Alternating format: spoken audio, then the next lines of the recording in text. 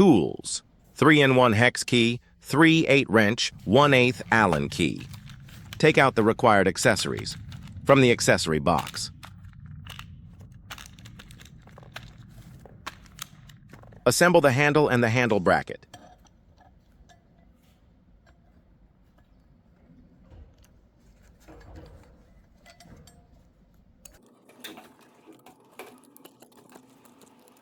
Flip the board, use a 3/8 wrench and a 1/8 Allen wrench to loosen the truck bolts and remove the front truck.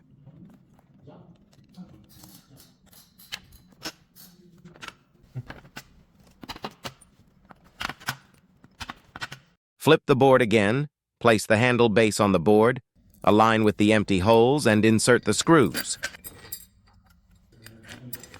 Install the rubber pad and the front truck. Lightly tighten the screws to prevent them from falling off.